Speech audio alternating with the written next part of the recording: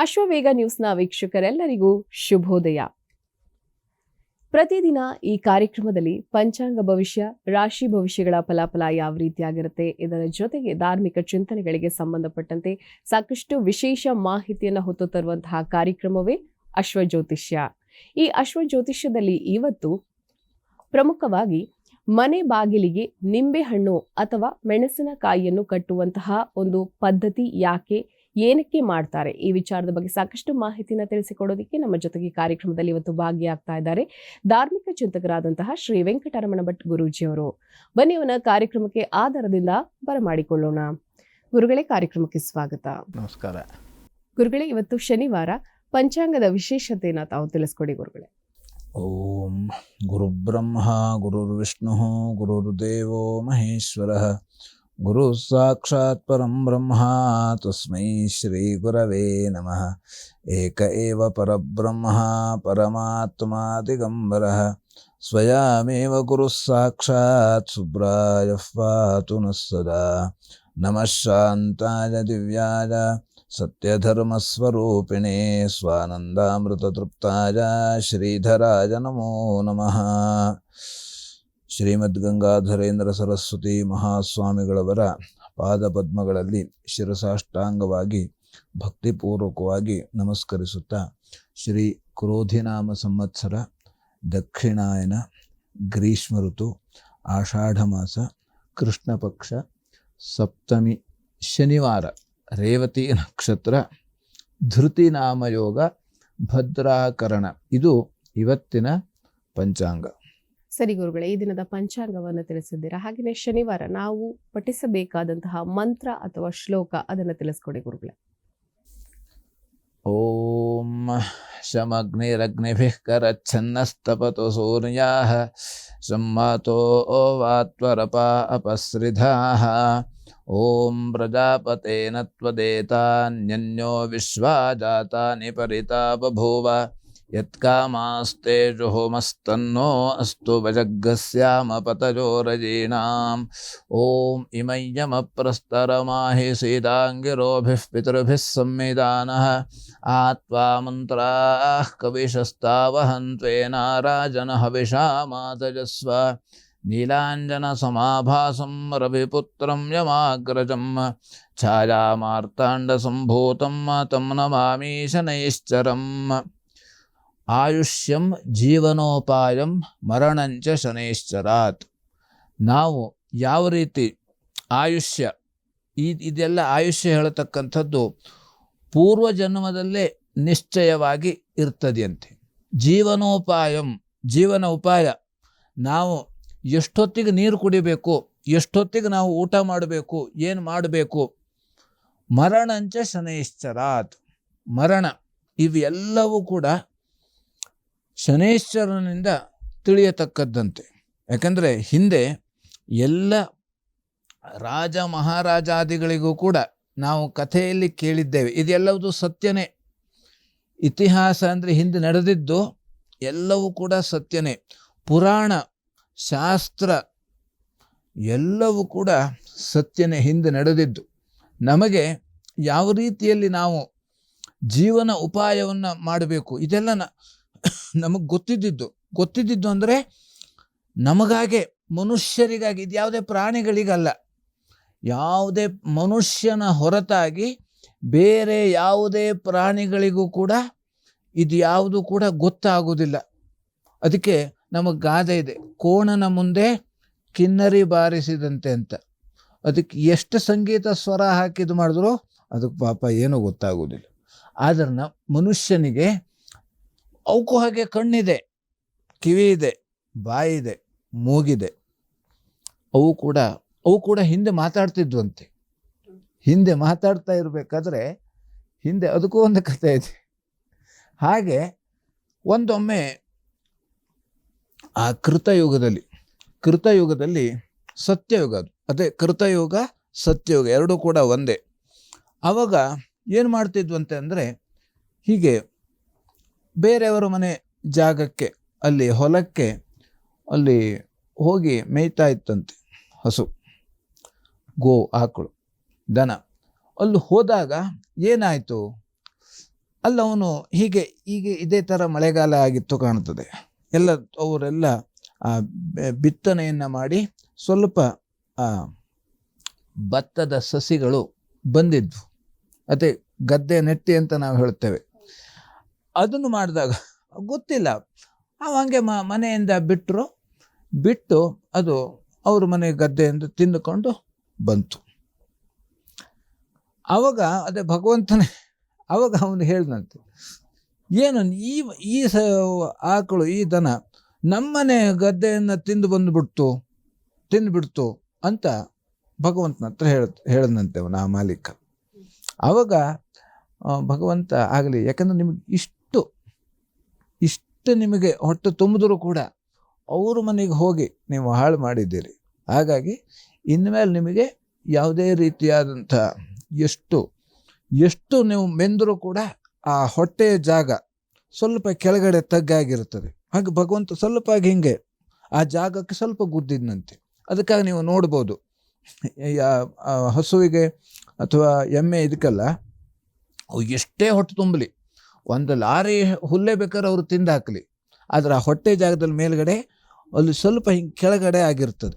ಅಂದರೆ ಅಷ್ಟು ಸ್ವಲ್ಪ ತಗ್ಗಿರ್ತದೆ, ಅಂದರೆ ಅಷ್ಟು ಜಾಗ ತುಂಬುವುದೇ ಇಲ್ಲ ಅದು. ಹಾಗಾಗಿ ಅದು ಶಾಪ, ಭಗವಂತ ಶಾಪ ಕೊಟ್ಟಿದ್ದು ಅವಕ್ಕೆ.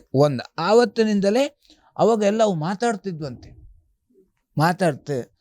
ಇನ್ಮೇಲಿಂದ ನಿಮಗೆ ಮಾತು ಬರದೇ ಹೋಗಲಿ ಅಂತ ಅವನು ಶಾಪ ಕೊಟ್ಟನಂತೆ. ಹಾಗಾಗಿ ಹೀಗೆ ನಮಗೆ ಇದೆಲ್ಲ ನಡೆದಿದ್ದು ಸತ್ಯ ಘಟನೆ.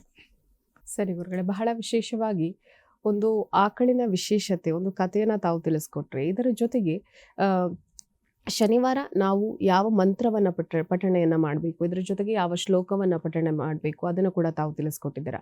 ಹಾಗೆಯೇ 12 ರಾಶಿಗಳಲ್ಲಿ ಮೊದಲ 6 ರಾಶಿಗಳಾದಂತಹ ಮೇಷ, ವೃಷಭ, ಮಿಥುನ, ಕರ್ಕಾಟಕ, ಸಿಂಹ, ಕನ್ಯಾ ಈ ರಾಶಿಗಳ ಫಲಾಫಲ ಯಾವ ರೀತಿಯಾಗಿದೆ, ಯಾವ ರಾಶಿಗೆ ಶುಭ ಫಲ ಇದೆ, ಯಾವ ರಾಶಿಗೆ ಅಶುಭ ಫಲ ಇದೆ, ಒಂದು ವೇಳೆ ದೋಷ ಇದ್ದಲ್ಲಿ ಈ ದಿನ ಯಾವ ರೀತಿಯಾದ ಒಂದು ಪರಿಹಾರವನ್ನು ಅವರು ಮಾಡ್ಕೋಬೇಕು ಅದನ್ನು ತಾವು ತಿಳಿಸ್ಕೊಡಿ ಗುರುಗಳೇ.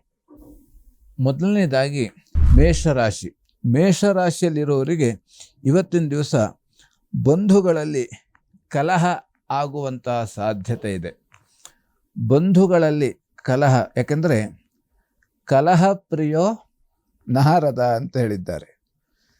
ನಾರದರು ಯಾಕಂದರೆ ಅಲ್ಲಿ ಇದು ತಮಾಷೆಯಾಗಿ ಕೆಲವೊಂದು ಹೇಳುವಂಥದ್ದು. ಎಲ್ಲಿ ಜಗಳವನ್ನು, ಈಗ ನಾವು ಆಡು ಭಾಷೆಯಲ್ಲೂ ಕೂಡ ವ್ಯಾವಹಾರಿಕವಾಗಿಯೂ ನಾವು ಹೇಳ್ತೇವೆ, ಈ ಕಲಹ ಬಂದಂದರೆ ನಾರದನಂಗೆ ವರ್ತನೆ ಮಾಡಬೇಡ ಅಂತ ಹೇಳ್ತಾರೆ. ನಾರದರು ಅವರಿಗೆ ರಾಕ್ಷಸರ ಹತ್ರ ಹೋಗ್ತಾರೆ, ದೇವತೆಗಳ ಹತ್ರ ಹೋಗ್ತಾರೆ. ದೇವತೆಗಳ ಪರವಾಗೇ ಇರೋದು, ಆದರೂ ಕೂಡ ರಾಕ್ಷಸರಿಗೂ ಕೂಡ ಅಲ್ಲಿ ಹೋಗಿ ಇಲ್ಲ ನಿನಗೆ ಹಿಂಗಾಗ್ತಾ ಇದೆ. ಹೀಗೆ ಈ ಕಲಹ ಹೇಳುವಂಥದ್ದು ನಮಗೆ ಯಾವತ್ತೂ ಕೂಡ ಒಳ್ಳೆಯದಲ್ವಂತೆ. ಯಾರಿಗೂ ಕೂಡ ನಾವು ಇನ್ನೊಬ್ಬರಿಗೆ ಆ ಥರ ಮಾಡಿದ್ರೆ ಅದು ನಮಗೆ ಬಂದು ಸೇರ್ತದೆ ಅಂತ. ಹಾಗಾಗಿ ನಾವು ಎಲ್ಲರೂ ಕೂಡ ಈ ಕಲಹ ಬಂದಾಗ ಏನು ಮಾಡಬೇಕು ಅಂತಾದರೆ ಮೌನವಾಗಿ ಇರತಕ್ಕಂಥದ್ದು. ಅದಕ್ಕೆ ಮೌನಿನಃ ಕಲಹೋ ನಾಸ್ತಿ. ಮೌನವಾಗಿ ಇದ್ದಾಗ ನಮಗೆ ಯಾವುದೇ ರೀತಿಯಾದಂಥ ಜಗಳಗಳು, ತಾಪಗಳು, ಮನಸ್ಸಿಗೆ ಸಂಬಂಧಪಟ್ಟಂಥ ಖೇದಗಳು ಇದು ಯಾವುದೂ ಕೂಡ ಆಗೋದಿಲ್ಲ. ಹಾಗಾಗಿ ಇನ್ನು ವಾಹನದಲ್ಲಿ ತೊಂದರೆ ಬರುವಂತಹ ಸಾಧ್ಯತೆ ಇದೆ. ವಾಹನವನ್ನು ಓಡಿಸುವಾಗ ಹಾಗೆ ನಾವು ಜಾಗೃತೆಯಿಂದ ಇರತಕ್ಕಂಥದ್ದು ಇವತ್ತಿನ ದಿವಸ. ಆದಷ್ಟು ನಾವು ನಡೆದುಕೊಂಡು ಹೋಗೋದು ಉತ್ತಮ, ತುಂಬ ಉತ್ತಮ. ಅಥವಾ ಈಗ ಸಾರ್ವಜನಿಕ ಸಾರಿಗೆ, ಬಸ್ಸು ಅಥವಾ ಆ ಥರದ ಯಾವುದೇ ರೀತಿಯಾದಂಥ ಟೆಂಪೋ ಈ ಥರದಲ್ಲಿ ನಾವು ಓಡಾಟ ಮಾಡತಕ್ಕಂಥದ್ದು, ಅಥವಾ ನಾವು ಎಲ್ಲಿ ನಗರ ಪ್ರದೇಶದಲ್ಲಿ ಇದ್ದರೆ ಮೆಟ್ರೋ ಅಥವಾ ರೈಲು ಈ ಥರದಲ್ಲಿ ನಾವು ಸಂಚಾರವನ್ನು ಮಾಡತಕ್ಕಂಥದ್ದು ತುಂಬ ಉತ್ತಮ. ಹಾಗೆ ಕೃಷಿ ಕ್ಷೇತ್ರದಲ್ಲಿ ತೊಂದರೆ ಬರುವಂತಹ ಸಾಧ್ಯತೆ ಇದೆ. ಯಾವುದೇ ರೀತಿಯಲ್ಲಿ ನಮಗೆ ಕೃಷಿ ಕ್ಷೇತ್ರದಲ್ಲಿ ತೊಂದರೆ ಬಂದರೂ ಕೂಡ ನಾವು ಇವತ್ತಿನ ದಿವಸ ಆ ವಿಘ್ನವನ್ನು ದಾಟಿ ಕೆಲಸವನ್ನು ಮಾಡಬೇಕಂತೆ. ಯಾಕಂದರೆ ವಿಘ್ನೈ ಪುನಃ ಪುನರಪಿ ಪ್ರತಿಹನ್ಯಮಾನಾಹ. ವಿಘ್ನಗಳು ಬಂದಾಗಲೂ ಕೂಡ ನಾವು ಅದನ್ನು ಹಿಮ್ಮೆಟ್ಟಿ ಅದನ್ನು ಎದುರಿಸಿದರೆ ನಮಗೆ ಯಾವುದೇ ರೀತಿಯಾದಂಥ ಶಕ್ತಿ ಹೇಳತಕ್ಕಂಥದ್ದು ನಮಗೆ ಬರ್ತದೆ, ನಾವು ಗಟ್ಟಿ ಆಗ್ತೇವೆ. ಹಾಗಾಗಿ ಇನ್ನು ಅಧಿಕ ವ್ಯಯ ಆಗುವಂಥ ಸಾಧ್ಯತೆ ಇದೆ. ಹಾಗೆ ಹೋಟೆಲ್ ಉದ್ಯಮದವರಿಗೆ ಲಾಭ ಆಗುವಂಥ ಸಾಧ್ಯತೆ ಇದೆ. ದತ್ತಮಾಲಾ ಮಂತ್ರ ಪಠಣದಿಂದ ಎಲ್ಲ ರೀತಿಯಲ್ಲಿ ಅನುಕೂಲ ಆಗತಕ್ಕಂಥದ್ದು. ಇನ್ನು ವೃಷಭ ರಾಶಿಯಲ್ಲಿರುವವರಿಗೆ ಸಹೋದರರಲ್ಲಿ ಕಲಹ ಆಗುವಂಥ ಸಾಧ್ಯತೆ ಇದೆ. ಪ್ರಯಾಣದಲ್ಲಿ ತೊಂದರೆ ಬರುವಂಥ ಸಾಧ್ಯತೆ ಇದೆ. ಹಾಗೆ ಧನಲಾಭ ಆಗತಕ್ಕಂಥದ್ದು ಇವತ್ತಿನ ದಿವಸ. ಹಾಗೆ ವ್ಯಾಪಾರದಿಂದಲೂ ಕೂಡ ಇವತ್ತಿನ ದಿವಸ ಲಾಭ ಆಗುವಂಥ ಸಾಧ್ಯತೆಗಳು ಇವೆ.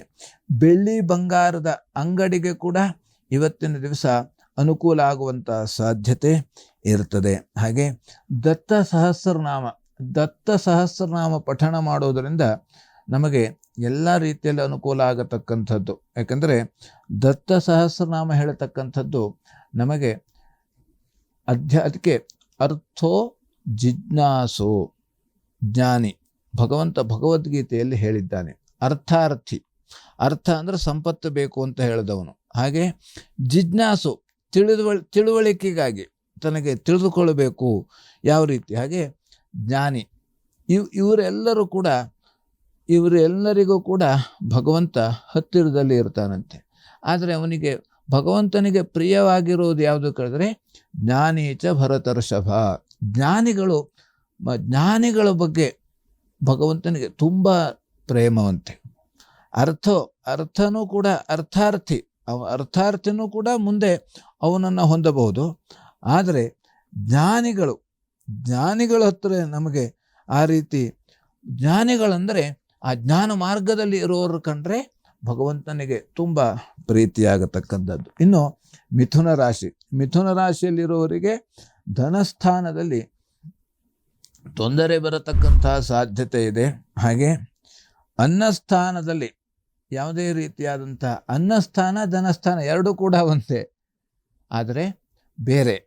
ಎರಡೂ ಒಂದೇ ಆದರೂ ಕೂಡ ಯಾವ ರೀತಿ ಅನ್ನಸ್ಥಾನ ಅಂದರೆ ನಮಗೆ ಯಾವ ರೀತಿ ನಾವು ಊಟ ಮಾಡತಕ್ಕಂಥ ಯಾವುದೇ ರೀತಿಯಾದಂಥ ಆ ಒಂದು ಸ್ಥಾನ, ಅದರಲ್ಲೂ ಕೂಡ ತೊಂದರೆ ಬರತಕ್ಕಂಥದ್ದು. ಹಾಗೆ ಧನಸ್ಥಾನದಲ್ಲಿ ನಾವು ವ್ಯವಹಾರವನ್ನು ಮಾಡತಕ್ಕಂಥದ್ದು, ವೃತ್ತಿಯನ್ನು ಮಾಡತಕ್ಕಂಥ ಪ್ರದೇಶದಲ್ಲೂ ಕೂಡ ತೊಂದರೆ ಬರುವಂಥ ಸಾಧ್ಯತೆ ಇದೆ. ಇನ್ನು ಬೇರೆ ಬೇರೆ ವೃತ್ತಿಯಲ್ಲಿ ಇರುವವರಿಗೆ ಇವತ್ತಿನ ದಿವಸ ಕೆಲವೊಂದು ವೃತ್ತಿಯವರಿಗೆ ಅನುಕೂಲ ಆಗುವಂಥ ಸಾಧ್ಯತೆ ಇದೆ. ಹಾಲು ಹೈನುಗಾರಿಕೋದ್ಯಮಕ್ಕೆ ಲಾಭ ಆಗುವಂಥ ಸಾಧ್ಯತೆ ಇದೆ. ಮಹಾಲಕ್ಷ್ಮಿ ಸಹಸ್ರನಾಮದಿಂದ ಇವತ್ತಿನ ದಿವಸ ಅನುಕೂಲ ಆಗತಕ್ಕಂಥದ್ದು. ಇನ್ನು ಕರ್ಕಾಟಕ ರಾಶಿಯಲ್ಲಿರುವವರಿಗೆ ಆರೋಗ್ಯದಲ್ಲಿ ವ್ಯತ್ಯಾಸ ಆಗುವಂಥ ಸಾಧ್ಯತೆ ಇದೆ. ಶಿರೋಬಾಧೆ, ತಲೆನೋವು ಕಾಣಿಸಿಕೊಳ್ಳುವಂಥ ಸಾಧ್ಯತೆ. ಹಾಗೆ ಸಾಧು ಸಂತರ ದರ್ಶನ ಮಾಡುವಂಥ ಭಾಗ್ಯ ಇರತಕ್ಕಂಥದ್ದು. ಇನ್ನು ತೀರ್ಥಯಾತ್ರೆ, ಹಾಗೆ ಧನ್ವಂತರಿ ಜಪವನ್ನು ನಾವು ಇವತ್ತಿನ ದಿವಸ ಪಠಣ ಮಾಡೋದರಿಂದ ಎಲ್ಲ ರೀತಿಯಲ್ಲಿ ಅನುಕೂಲ ಆಗತಕ್ಕಂಥದ್ದು. ಇನ್ನು ಸಿಂಹರಾಶಿಯಲ್ಲಿರುವವರಿಗೆ ಅಧಿಕ ವ್ಯಯ, ಹಾಗೆ ವ್ಯಾಪಾರದಿಂದ ತೊಂದರೆ ಆಗುವಂಥ ಸಾಧ್ಯತೆಗಳು ಇವೆ. ದೇಹಕ್ಕೆ ಪೆಟ್ಟಾಗಬಹುದು. ಇವತ್ತಿನ ದಿವಸ ನಾವು ಆದಷ್ಟು ಜಾಗ್ರತೆಯಿಂದ ಇದ್ದರೆ, ಯಾಕಂದರೆ ದೇಹಕ್ಕೆ ಪೆಟ್ಟಾಗಬಹುದು ಅಂತ ನಮಗೆ ಮುಂಚೆನೇ ಗೊತ್ತಿದ್ದರೆ ನಾವು ಅದನ್ನು ಸ್ವಲ್ಪ ಪ್ರಮಾಣದಲ್ಲಿ ನಾವು ಅದರಿಂದ ಪಾರಾಗಬಹುದಂತೆ. ಯಾವ ರೀತಿ ಪಾರಾಗಬಹುದು? ಅಲ್ಲಿ ಅಂಕೋಲದ ಹತ್ರ ಗುಡ್ಡ ಕುಸಿದೋಯ್ತು. ಅದು ಗುಡ್ಡ ಕುಸಿತದೆ ನಮಗೆ ಗೊತ್ತಿದ್ದರೆ ನಾವು ನಿಂತ್ಕೊಳ್ಬೋದು, ಅಥವಾ ಅದನ್ನು ದಾಟಿ ಮುಂಚೆನೇ ಹೋಗ್ಬೋದಿತ್ತು. ಅದು ನಮಗೆ ಗೊತ್ತಾಗಲಿಲ್ಲ. ಈಗ ಯಾವುದು ಗೊತ್ತಾಗೋದಿಲ್ಲ, ಯಾಕಂದರೆ ನಮ್ಮ ಕರ್ಮ ನಮಗೆ ಗೊತ್ತಾಗೋದಿಲ್ಲ. ಆದಷ್ಟು ಕೆಲವೊಂದು ಘಟನೆಗಳು ನಮ್ಮ ಮನಸ್ಸಿಗೆ ಸೂಚಿಸಿ ಇರ್ತದೆ. ಏನೋ ಇವತ್ತಿನ ದಿವಸ ಏನೋ ನನಗೆ ತಳಮಳ ಆಗ್ತಾ ಇದೆಯಲ್ಲ, ಕಾಲು ಮುಂದಕ್ಕೆ ಹೋಗ್ತಾ ಇಲ್ಲ, ಬಾಯಿ ಮಾತಾಡ್ತಾ ಇಲ್ಲ, ಕೈ ಏನೋ ಕೆಲಸ ಮಾಡ್ತಾ ಇಲ್ಲ, ಮನಸ್ಸು ಏನೋ ಆಲೋಚನೆ ಮಾಡ್ತಾ ಇಲ್ಲ, ಬುದ್ಧಿ ಏನೋ ಸೂಚಿಸ್ತಾ ಇಲ್ಲ. ಇದನ್ನೆಲ್ಲ ನಮಗೆ ಆವತ್ತಿನ ದಿವಸ ಕೆಲವೊಂದು ಗೊತ್ತಿರುತ್ತದೆ. ಆ ಘಟನೆ ನಾವು ಅದನ್ನು ಸೂಕ್ಷ್ಮವಾಗಿ ಗಮನಿಸಬೇಕು. ಆ ಸೂಕ್ಷ್ಮತೆ ಇದ್ದಾಗ ನಮಗೆ ಸೂಕ್ಷ್ಮ ವಿಷಯಗಳು ಗೊತ್ತಾಗ್ತಾ ಹೋಗ್ತವೆ. ಈ ಸೂಕ್ಷ್ಮತೆಯೇ ನಮಗೆ ಇಲ್ಲ ಹಾಳಾದರೆ ನಮಗೆ ಆ ಸೂಕ್ಷ್ಮ ವಿಚಾರಗಳು ನಡೆದ ನಂತರ ಗೊತ್ತಾಗ್ತದೆ. ಹಾಗಾಗಿ ಇವತ್ತಿನ ದಿವಸ ಇನ್ನು ಸಿಂಹರಾಶಿ, ಹಾಗೆ ಸಿಂಹರಾಶಿಯಲ್ಲಿ ಯಾವ ರೀತಿ ದೇಹಕ್ಕೆ ಪೆಟ್ಟಾಗಬಹುದು. ಹಾಗೆ ಇನ್ನು ಯಜ್ಞ ಯಾಗಾದಿಗಳಲ್ಲಿ ಭಾಗಿಯಾಗುವಂಥ ಸಾಧ್ಯತೆಗಳು ಇದೆ. ಹಾಗೆ ತಪಸ್ಸು ಮಾಡುವಂಥ ಸಾಧ್ಯತೆ, ಗೋ ಸೇವೆ ಮಾಡೋದರಿಂದ ಎಲ್ಲ ರೀತಿಯಲ್ಲಿ ಅನುಕೂಲ ಆಗತಕ್ಕಂಥದ್ದು. ಇನ್ನು ಕನ್ಯಾ ರಾಶಿಯಲ್ಲಿರುವವರಿಗೆ ವ್ಯಾಪಾರದಲ್ಲಿ ತೊಂದರೆ ಬರುವಂತಹ ಸಾಧ್ಯತೆ ಇದೆ. ಬಟ್ಟೆ ವ್ಯಾಪಾರಿಗಳಿಗೂ ಕೂಡ ತೊಂದರೆ ಆಗುವಂತಹ ಸಾಧ್ಯತೆ, ಹೆಂಡತಿಯಿಂದ ಸಹಕಾರ ಸಿಗುವಂಥದ್ದು. ಇನ್ನು ದೂರ ಪ್ರಯಾಣ ಮಾಡುವಂಥ ಸಾಧ್ಯತೆ ಇದೆ. ಔದುಂಬರ ಪ್ರದಕ್ಷಿಣೆ ಮಾಡೋದರಿಂದ ಇವತ್ತಿನ ದಿವಸ ಎಲ್ಲ ರೀತಿಯಲ್ಲಿ ಅನುಕೂಲ ಆಗತಕ್ಕಂಥದ್ದು. ಸರಿ ಗುರುಗಳೇ, ಕಾರ್ಯಕ್ರಮದ ಮೊದಲ ಭಾಗದಲ್ಲಿ ತಾವು ಪಂಚಾಂಗದ ವಿಶೇಷತೆ ಜೊತೆಗೆ ಮಂತ್ರ ಶ್ಲೋಕ ಯಾವ ರೀತಿಯಾಗಿ ಪಠಣವನ್ನ ಮಾಡಬೇಕು, ಇದರ ಜೊತೆಗೆ ಮೊದಲ 6 ರಾಶಿಗಳ ಫಲಾಫಲ ಯಾವ ರೀತಿಯಾಗಿದೆ ಅದನ್ನ ತಾವು ತಿಳಿಸ್ಕೊಟ್ಟಿದ್ದೀರಾ. ಕಾರ್ಯಕ್ರಮದಲ್ಲಿ ಪುಟ್ಟದೊಂದು ವಿರಾಮವನ್ನ ತೆಗೆದುಕೊಳ್ಳುವಂತಹ ಸಮಯ ಆಗಿದೆ ಗುರುಗಳೇ. ಪ್ರಿಯ ವೀಕ್ಷಕರೇ, ಗುರುಗಳನ್ನ ತಾವು ನೇರ ಭೇಟಿಯಾಗಬೇಕು ಅಂತ ಆಸಕ್ತಿ ಇರುವಂತಹವರು ಅಶ್ವಜ್ಯೋತಿಷ್ಯ ಕಾರ್ಯಕ್ರಮ ಪ್ರಸಾರವಾಗುವಂತಹ ಸಂದರ್ಭದಲ್ಲಿ ನಂಬರ್ ಒಂದು ಡಿಸ್ಪ್ಲೇ ಆಗುತ್ತೆ. ಆ ನಂಬರ್ಗೆ ಕರೆ ಮಾಡಿ ಅಪಾಯಿಂಟ್ಮೆಂಟ್ ಅನ್ನ ತಗೊಂಡು ಗುರುಗಳನ್ನ ತಾವು ನೇರ ಭೇಟಿಯಾಗಬಹುದು, ಹಾಗೆ ಪರಿಹಾರವನ್ನ ಕಂಡುಕೊಳ್ಬಹುದು ಅಂತ ಹೇಳ್ತಾ ಕಾರ್ಯಕ್ರಮದಲ್ಲಿ ಪುಟ್ಟದೊಂದು ವಿರಾಮದ ನಂತರ ಮತ್ತಷ್ಟು ಧಾರ್ಮಿಕ ವಿಚಾರಗಳು.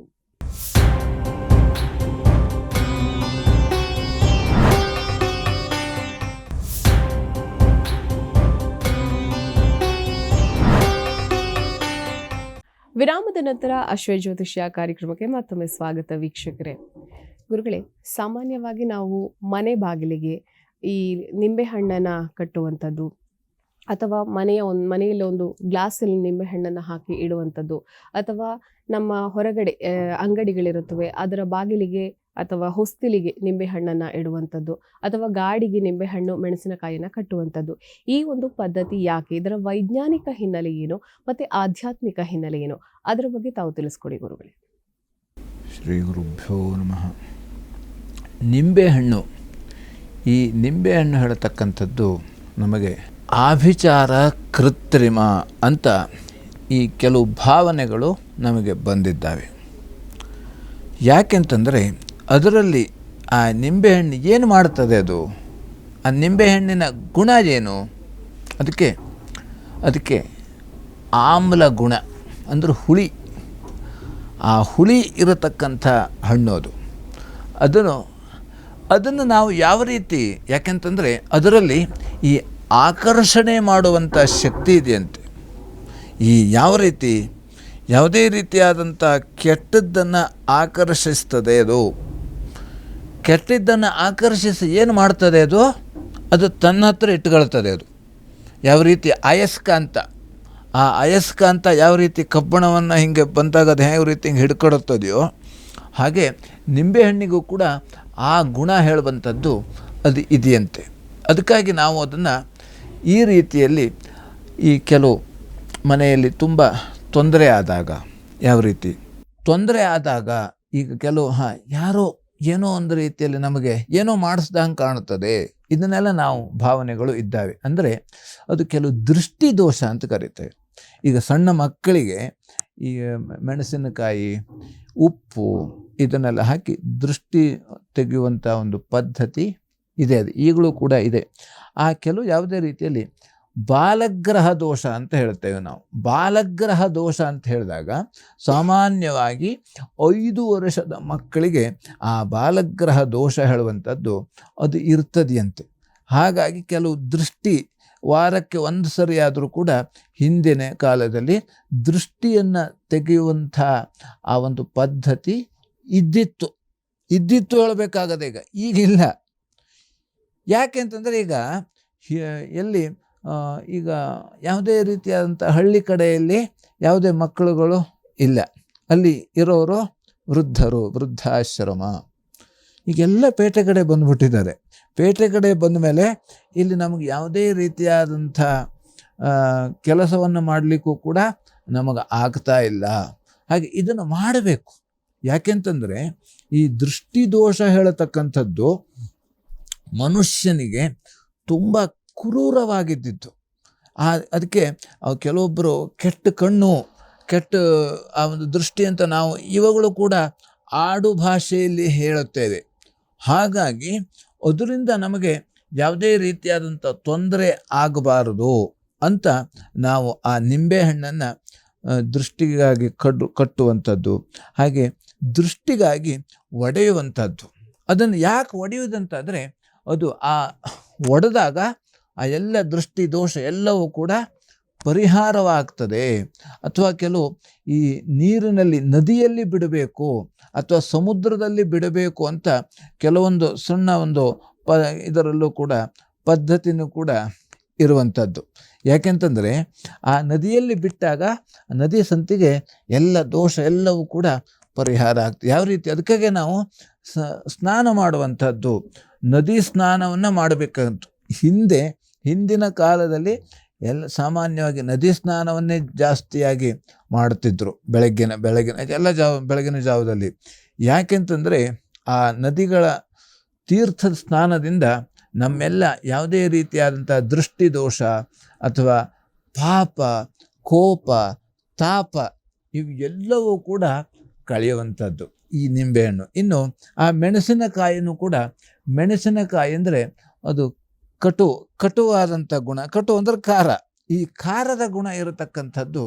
ಹಾಗಾಗಿ ಅದರಲ್ಲೂ ಕೂಡ ಆ ಆಕರ್ಷಣೆ ಮಾಡುವಂಥ ಶಕ್ತಿ ಆ ಮೆಣಸಿನಕಾಯಲ್ಲೂ ಕೂಡ ಇರತಕ್ಕಂಥದ್ದು. ಅದಕ್ಕಾಗಿ ಯಾವುದೋ ರೀತಿಯಾದಂಥ ಬೇರೆ ರೀತಿಯಾದಂಥ ಮಂತ್ರದಿಂದ ಆಕರ್ಷಣೆ ಮಾಡಿ ಕೆಲವೊಂದು ಕಡೆ ಅದನ್ನು ಕಟ್ಟುವುದು, ಅಥವಾ ಕೆಲವು ಈ ಆಭಿಚಾರ ಕೃತ್ರಿಮ ಹೋಮದಲ್ಲಿ ಆ ಮೆಣಸಿನಕಾಯಿಂದಲೂ ಕೂಡ ಹೋಮವನ್ನು ಮಾಡತಕ್ಕಂಥ ಪದ್ಧತಿ ಕೆಲವೊಂದು ಇದೆ. ಹಾಗಾಗಿ ಅದನ್ನು ಆದಷ್ಟು ನಾವು, ಯಾಕಂದರೆ ಈ ಆ ರೀತಿಯಾದಂಥ ಮೆಣಸಿನಕಾಯಿಯಂಥ ಹೋಮವನ್ನು ಮಾಡುವಂಥದ್ದು ಆದಷ್ಟು ನಾವು ವರ್ಜ್ಯ ಅಂದರೆ ಮಾಡಬಾರದಂತೆ. ಯಾಕೆಂತಂದರೆ ನಾವು ಯಾರಿಗೂ ಕೂಡ ತೊಂದರೆಯನ್ನು ಕೊಡತಕ್ಕಂಥದ್ದು ನಮ್ಮ ಒಂದು ಧರ್ಮ ಅಲ್ಲ, ಅಥವಾ ನಮ್ಮ ಗುಣ ಅಲ್ಲ, ಅಥವಾ ನಮ್ಮ ಸ್ವಭಾವ ಅಲ್ಲ. ಇದನ್ನು ಮಾಡೋದ್ರಿಂದ ಏನಾಗ್ತದೆ ಕೇಳಿದ್ರೆ ಅದು ನಮಗೆ ತೊಂದರೆ ಆಗ್ತದೆ ಅಂತೆ. ಯಾಕೆಂದರೆ ಅದು ನಾವು ನಾವು ಅದು ಕಲಿಸ್ದಂಗೆ ಇರ್ತದೆ. ನಾವು ಯಾವ ರೀತಿ ಕಲಿಸ್ತೇವೆಯೋ ಆ ರೀತಿ ನಮಗೆ ಆ ಗಿಳಿಗೆ ನಾವು ಕಲಿಸಿದಂಥ ಪಾಠ ಅಂತ ಕೆಲವಂತ ಹೇಳ್ತೇವೆ ನಾವು. ಹಾಗಾಗಿ ಆದಷ್ಟು ನಾವು ಆ ಕೆಟ್ಟದ್ದನ್ನು ಆದಷ್ಟು ಮಾಡಲೇಬಾರದು. ಹಾಗಾಗಿ ಇದೆಲ್ಲ ಕೂಡ ವೈಜ್ಞಾನಿಕವಾಗಿಯೂ ಇದು ಹೌದು, ಆಧ್ಯಾತ್ಮಿಕ ದೃಷ್ಟಿಯಿಂದಲೂ ಕೂಡ ಇದು ಮುಖ್ಯವಾಗಿ ಆ ನಿಂಬೆಹಣ್ಣು, ಮೆಣಸಿನಕಾಯಿ. ಯಾಕೆಂದರೆ ಕೆಲವು ನಮಗೆ ಯಾರಾದರೂ ಕೂಡ ಆ ದೃಷ್ಟಿ ದೋಷದ ಪರಿಹಾರಕ್ಕಾಗಿ ನಾವು ಆ ರೀತಿ ಮಾಡುವುದರಿಂದ ನಮಗೂ ಕೂಡ ಆಧ್ಯಾತ್ಮಿಕವಾಗಿಯೂ ಕೂಡ ಅನುಕೂಲ ಆಗತಕ್ಕಂಥ ಸಂಭವ ಜಾಸ್ತಿಯಾಗೇ ಇರ್ತದೆ. ಯಾಕೆಂದರೆ ನಾವು ಆಧ್ಯಾತ್ಮಿಕ, ಆದಿ ಭೌತಿಕ, ಆದಿ ದೈವಿಕ ಈ ತಾಪತ್ರಯದಿಂದ ನಾವು ಬಿಡುಗಡೆಯನ್ನು ಹೊಂದಬೇಕು ಅಂತಾದರೆ ಇದು ಎಲ್ಲವೂ ಕೂಡ ನಮಗೆ ಬೇಕಾಗ್ತದೆ. ಯಾಕಂದರೆ ನಮಗೆ ವ್ಯಾವಹಾರಿಕವಾಗಿ ನಾವು ಮುಂದೆ ಹೋಗ್ತಾ ಇದ್ದೇವೆ ಅಂದರೆ ತುಂಬ ಜನ ನಮ್ಮನ್ನು ಕಾಲು ಜಗ್ಗಿ ಕೆಡುವಂಥವ್ರು ಇರ್ತಾರೆ. ಆಧ್ಯಾತ್ಮಿಕವಾಗಿ ಮುಂದೆ ಹೋಗ್ತೇವೆ ಅಂತಂದರೆ ದೇವತೆಗಳಿಂದ ವಿಘ್ನಗಳು ಬರ್ತದೆ. ಹಾಗಾಗಿ ಇದ್ರ ಎಲ್ಲ ದೃಷ್ಟಿಯಿಂದ ನಾವು ಮುಂದೆ ಹೋಗಬೇಕು ಅಂತಾದರೆ ನಾವು ಈ ರೀತಿಯಲ್ಲಿ ಈ ನಿಂಬೆಹಣ್ಣು ಅದನ್ನು ಅಷ್ಟು ಮಾಡಿಬಿಟ್ರೆ ಅದು ಪರಿಹಾರ ಆಗ್ತದೆ ಅಂತ ಅರ್ಥ ಅಲ್ಲ. ಅದು ಕೆಲವೊಂದು ಮಂತ್ರ, ಯಂತ್ರ, ತಂತ್ರ. ಅದು ತಂತ್ರ. ಅದು ಆ ತಂತ್ರ ಕೆಲವೊಂದು ರೀತಿಯಲ್ಲಿ ಈ ಕಲಿಯುಗದಲ್ಲಿ ತಂತ್ರನೂ ಬೇಕು, ಮಂತ್ರನೂ ಬೇಕು, ಯಂತ್ರನೂ ಬೇಕು. ಬಹಳ ವಿಶೇಷವಾಗಿ ಧಾರ್ಮಿಕ ಚಿಂತನೆಗಳಿಗೆ ಅಥವಾ ವಿಚಾರಕ್ಕೆ ಸಂಬಂಧಪಟ್ಟಂತೆ ಒಂದು ಮನೆ ಬಾಗಿಲಿಗೆ ಅಥವಾ ಒಂದು ಗಾಡಿಗೆ ಅಥವಾ ಅಂಗಡಿಗೆ ಯಾಕೆ ನಾವು ಆ ಒಂದು ಲಿಂಬೆ ಹಣ್ಣಿನ ಮುಖಾಂತರವಾಗಿ ದೃಷ್ಟಿಯನ್ನು ತೆಗೆಸುವಂಥದ್ದು, ಯಾಕೆ ಮೆಣಸಿನಕಾಯಿಯನ್ನು ಕಟ್ಟುವಂಥದ್ದು, ಮತ್ತೆ ದೃಷ್ಟಿ ತೆಗೆದು ಪರಿಹಾರವನ್ನು ಮಾಡಿಕೊಳ್ಳೋದು ಹೇಗೆ ಅನ್ನುವಂತಹ ವಿಚಾರದ ಬಗ್ಗೆ ತಾವು ತಿಳಿಸ್ಕೊಟ್ಟಿದ್ದೀರಾ.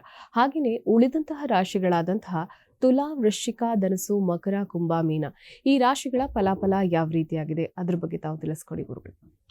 ಇನ್ನು ತುಲಾ ರಾಶಿಯಲ್ಲಿರುವವರಿಗೆ ವೃತ್ತಿಯಲ್ಲಿ ಕಿರಿಕಿರಿ ಆಗುವಂಥ ಸಾಧ್ಯತೆಗಳು ಇವೆ. ಹಾಗೆ ನೀರಿನಿಂದ ತೊಂದರೆ ಬರುವಂಥ ಸಾಧ್ಯತೆಗಳು ಇದ್ದಾವೆ. ಹಾಗೆ ಶತ್ರುವಿನಿಂದಲೂ ಕೂಡ ತೊಂದರೆ ಬರತಕ್ಕಂಥದ್ದು, ವಿದ್ಯಾರ್ಥಿಗಳಿಗೆ ಅನುಕೂಲ ಆಗುವಂಥ ಸಾಧ್ಯತೆಗಳು ಇವೆ.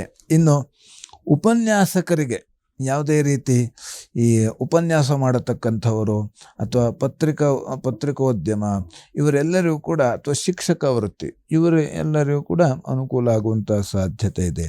ಮೃತ್ಯುಂಜಯ ಜಪ ಮಾಡುವುದರಿಂದ ಎಲ್ಲ ರೀತಿಯಲ್ಲಿ ಅನುಕೂಲ ಆಗತಕ್ಕಂಥದ್ದು. ಇನ್ನು ವೃಶ್ಚಿಕ ರಾಶಿಯಲ್ಲಿರುವವರಿಗೆ ಮಕ್ಕಳಿಂದ ಸಹಾಯ ಸಿಗುವಂತಹ ಸಾಧ್ಯತೆ ಇದೆ. ಉನ್ನತ ಶಿಕ್ಷಣದವರಿಗೆ ಅನುಕೂಲ ಆಗುವಂತಹ ಸಾಧ್ಯತೆ ಇದೆ. ತೀರ್ಥಯಾತ್ರೆಗಳಲ್ಲಿ ತೊಂದರೆ ಬರುವಂತಹ ಸಾಧ್ಯತೆ, ದಾನ ಧರ್ಮಗಳಲ್ಲೂ ಕೂಡ ತೊಂದರೆ ಬರುವಂತಹ ಸಾಧ್ಯತೆ ಇದೆ. ಶ್ವಾನಗಳಿಗೆ ಆಹಾರ ಕೊಡುವುದರಿಂದ ಇವತ್ತಿನ ದಿವಸ ಎಲ್ಲ ರೀತಿಯಲ್ಲಿ ಅನುಕೂಲ ಆಗತಕ್ಕಂಥದ್ದು. ಇನ್ನು ಧನುರಾಶಿಯಲ್ಲಿರುವವರಿಗೆ ಬಂಧುಗಳಿಂದ ಸಹಕಾರ ಸಿಗತಕ್ಕಂಥದ್ದು. ಗೃಹ ನಿರ್ಮಾಣ, ಮನೆ ಕಟ್ಟುವಂಥ ಯೋಗ ಇವತ್ತಿನ ದಿವಸ ಇರತಕ್ಕಂಥದ್ದು. ಹಣ ಇದ್ದರೆ ಮನೆ ಕಟ್ತೇವೆ ಅಂತಲ್ಲ, ಯೋಗ ಇದ್ದುಬಿಟ್ರೆ ಮನೆ ಕಟ್ಟಲಿಕ್ಕೆ ಸಾಧ್ಯ. ಕೋಟಿ ಇದ್ದರೂ ಮನೆ ಕಟ್ಟಲಿಕ್ಕೆ ಆಗೋದಿಲ್ಲ, ಏನು ಇಲ್ಲದೆ ಹೋದರೂ ಆಗೋದಿಲ್ಲ ಅಂತ ಹೇಳಲಿಕ್ಕೆ ಬರೋದಿಲ್ಲ. ಆ ಯೋಗ ಬಂದುಬಿಟ್ರೆ ಕ್ಷಣ ಮಾತ್ರದಲ್ಲಿ ಎಲ್ಲ ಕಾರ್ಯಸಿದ್ಧಿ ಆಗತಕ್ಕಂಥದ್ದು. ಹಾಗಾಗಿ ಇನ್ನು ವಾಹನ ಮಾರಾಟಗಾರರಿಗೆ ಅನುಕೂಲ ಆಗತಕ್ಕಂಥದ್ದು. ಇನ್ನು ವೈರಿಯಿಂದ ತೊಂದರೆ ಬರುವಂತಹ ಸಾಧ್ಯತೆ ಇದೆ. ಹಾಗೆ ಅಶುಚಿ ಆಗುವಂತಹ ಸಾಧ್ಯತೆ. ಇನ್ನು ಪಕ್ಷಿಗಳಿಗೆ ಇವತ್ತಿನ ದಿವಸ ಆಹಾರವನ್ನು ಕೊಡುವುದರಿಂದ ಎಲ್ಲ ರೀತಿಯಲ್ಲಿ ಅನುಕೂಲ ಆಗತಕ್ಕಂಥದ್ದು. ಇನ್ನು ಮಕರ ರಾಶಿಯಲ್ಲಿರುವವರಿಗೆ ಸಹೋದರರ ಸಹಕಾರ ಹೇಳತಕ್ಕಂಥದ್ದು ಸಿಗ್ತದೆ. ಸೈನಿಕರಿಗೆ ಇವತ್ತಿನ ದಿವಸ ಅನುಕೂಲ ಆಗತಕ್ಕಂಥದ್ದು. ಇನ್ನು ದೂರ ಪ್ರಯಾಣದಲ್ಲಿ ತೊಂದರೆ ಬರುವಂತಹ ಸಾಧ್ಯತೆ ಇದೆ. ಹಾಗೆ ಪತ್ನಿಯಲ್ಲಿ ಕಲಹ ಆಗುವಂತಹ ಸಾಧ್ಯತೆ ಇದೆ. ಭಿಕ್ಷುಕರಿಗೆ ಇವತ್ತಿನ ದಿವಸ ಊಟವನ್ನು ಕೊಡೋದರಿಂದ ಅಥವಾ ಅನ್ನದಾನವನ್ನು ಮಾಡಿಸೋದ್ರಿಂದ ಎಲ್ಲ ರೀತಿಯಲ್ಲಿ ಅನುಕೂಲ ಆಗತಕ್ಕಂಥದ್ದು. ಇನ್ನು ಕುಂಭರಾಶಿಯಲ್ಲಿರುವವರಿಗೆ ಧನಲಾಭ ಆಗುವಂತಹ ಸಾಧ್ಯತೆ ಇದೆ. ಮೃಷ್ಟಾನ್ನ ಭೋಜನ, ಹಾಗೆ ವೈರಿಯಿಂದ ತೊಂದರೆ ಆಗುವಂತಹ ಸಾಧ್ಯತೆ ಇದೆ. ದೇಹಕ್ಕೆ ಗಾಯಗಳು ಆಗುವಂತಹ ಸಾಧ್ಯತೆ. ಹಾಗೆ ಮೃತ್ಯುಂಜಯ ಸ್ಮರಣೆ ಮಾಡುವುದರಿಂದ ಎಲ್ಲ ರೀತಿಯಲ್ಲಿ ಅನುಕೂಲ ಇರತಕ್ಕಂಥದ್ದು. ಇನ್ನು ಮೀನರಾಶಿಯಲ್ಲಿರುವವರಿಗೆ ಆರೋಗ್ಯ ಸುಧಾರಣೆ ಆಗುವಂತಹ ಸಾಧ್ಯತೆ ಇದೆ. ಪೂಜಾ ಮತ್ತು ಹೋಮದಲ್ಲಿ ಭಾಗಿಯಾಗುವಂತಹ ಸಾಧ್ಯತೆ ಇದೆ. ಮಕ್ಕಳಿಂದ ಕಲಹ ಆಗತಕ್ಕಂಥದ್ದು. ಉನ್ನತ ಶಿಕ್ಷಣದವರಿಗೆ ತೊಂದರೆ ಆಗುವಂತಹ ಸಾಧ್ಯತೆ ಇದೆ. ಅಥರ್ವ ಶೀರ್ಷ ಪಾರಾಯಣ ಮಾಡುವುದರಿಂದ ಇವತ್ತಿನ ದಿವಸ ಎಲ್ಲ ರೀತಿಯಲ್ಲಿ ಅನುಕೂಲ ಆಗತಕ್ಕಂಥದ್ದು. ಆದ್ದರಿಂದ ಭಕ್ತಿಯಿಂದ ನಾವು ಭಗವಂತನ ಸ್ಮರಣೆಯನ್ನು ಮಾಡಿದಲ್ಲಿ ನಮ್ಮ ಎಲ್ಲ ಆಪತ್ತುಗಳು ಕೂಡ ದೂರವಾಗಿ, ಕಷ್ಟಗಳು ಪರಿಹಾರವಾಗಿ ನಮಗೆ ಶೀಘ್ರವಾಗಿ ಶಾಂತಿ, ಸುಖ, ನೆಮ್ಮದಿ ಹೇಳತಕ್ಕಂಥದ್ದು ಇವತ್ತಿನ ದಿವಸ ಸಿಗ್ತದೆ. ಸರಿ ಗುರುಗಳೇ, ಇವತ್ತಿನ ಕಾರ್ಯಕ್ರಮದಲ್ಲಿ ತಾವು ಭಾಗಿಯಾಗಿ ಸಾಕಷ್ಟು ಉತ್ತಮ ವಿಚಾರಗಳನ್ನು ನಮ್ಮ ಪ್ರಿಯ ವೀಕ್ಷಕರಿಗೆ ತಾವು ತಿಳಿಸ್ಕೊಟ್ಟಿದ್ದೀರಾ. ಕಾರ್ಯಕ್ರಮದಲ್ಲಿ ಭಾಗಿಯಾಗಿದ್ದಕ್ಕಾಗಿ ಹೃತ್ಪೂರ್ವಕ ಧನ್ಯವಾದಗಳು ಗುರುಗಳು. ನಮಸ್ಕಾರ. ಲೋಕಾಃ ಸಮಸ್ತಾಃ ಸುಖಿನೋ ಭವಂತು, ಸಮಸ್ತ ಸನ್ಮಂಗಳಾನಿ ಭವಂತು. ಎಲ್ಲರಿಗೂ ಕ್ಷೇಮವಾಗಲಿ. ವೀಕ್ಷಕರೇ, ಇವತ್ತು ಶನಿವಾರ ಆಂಜನೇಯ ದೇವರನ್ನ ಆರಾಧನೆಯನ್ನ ಮಾಡುವಂತಹ ದಿನ. ಹಾಗಾಗಿ ಆಂಜನೇಯ ದೇವರ ಕೃಪೆಗೆ ನಾವೆಲ್ಲರೂ ಪಾತ್ರರಾಗೋಣ ಅಂತ ಹೇಳ್ತಾ ಇದಾಗಿತ್ತು ಈ ಹೊತ್ತಿನ ಅಶ್ವಜ್ಯೋತಿಷ್ಯ. ನೋಡ್ತಾರಿ ಅಶ್ವವೇಗ ನ್ಯೂಸ್. ನಮಸ್ಕಾರ.